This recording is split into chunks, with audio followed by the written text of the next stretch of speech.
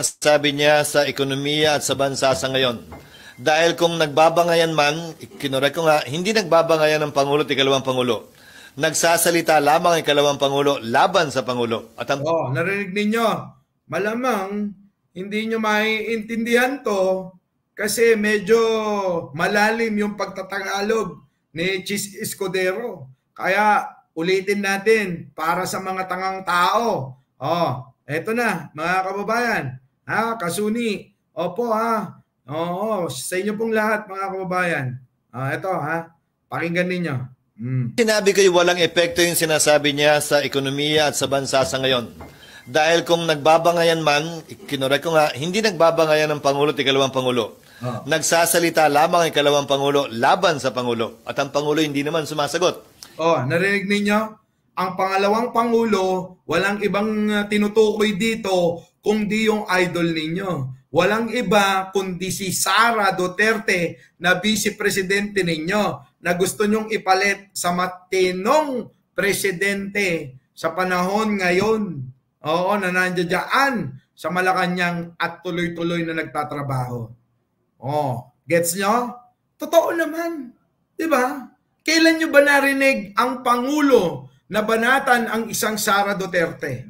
Kailan nyo narinig na ang isang Bongbong Marcos, ang presidente natin, na nagsalita, hindi pa yan presidente, mga kababayan.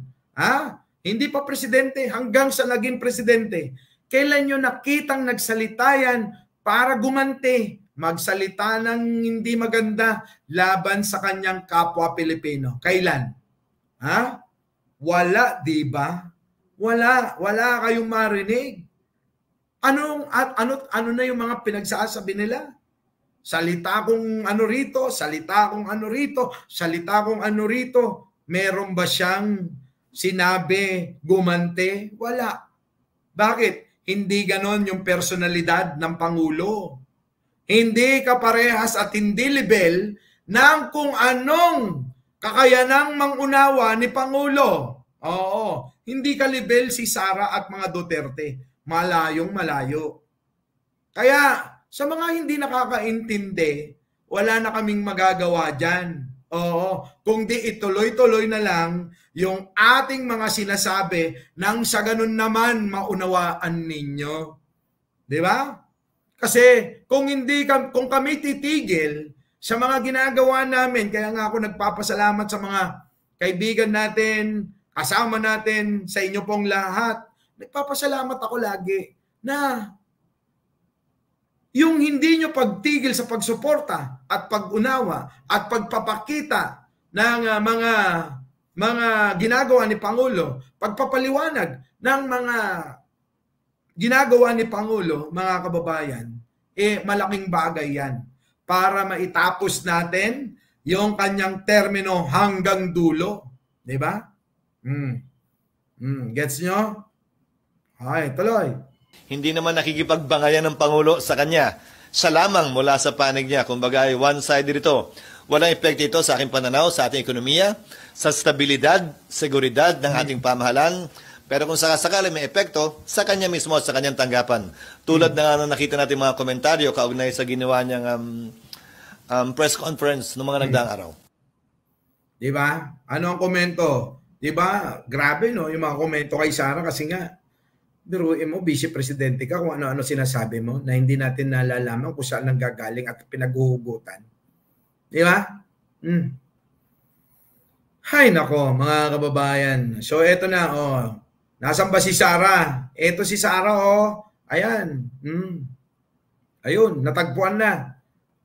Lulutang-lutang at napunta na sa Pampang, lumaki na. Kakanakaw ng pera ng bayan. Kita nyo naman. Eto na si Sara, mga kababayan. Hinahanap nyo, di ba? Ayan, si Sara. Natagpuan, lulutang-lutang hanggang inanod na sa Pampang. Sa sobrang taba niya at laki na niya, hindi niya na kayang lumangoy. Dami kasing ninakaw ng inang-ina eh. Kaya ayan tuloy, naging, ayan. Puta, si Sara nandoon na pala sa Pampang, ang laki niya na. Ang laki niya na. Oh, kita nyo kung gaano kalaki? Ayan, oh. Ang laki-laki niya. Sobrang laki niya. Anyway, mga kababayan, tatapusin ko ng ating live dahil meron pa kaming pupuntahan.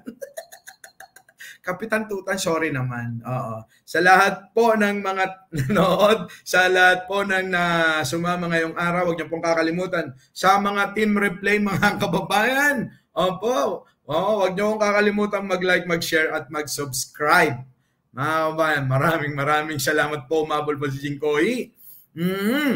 So, kita-kita po tayo next live. Hanggat kaya ng signal, sige lang. Ano po? Sige lang. Muli, ako po ang inyong lingkod. Wala nang iba. Mike Cervera po, lagi nagpapaalalang mahalin natin ang ating kapwa. Pagdasal po natin lagi ang ating bansa. Magandang umaga, magandang hapon at magandang gabi. Sa mandako ng mundo, naroon kayo. Siyempre, magandang buhay na rin para sa ating lahat. Our beloved Boss Mike!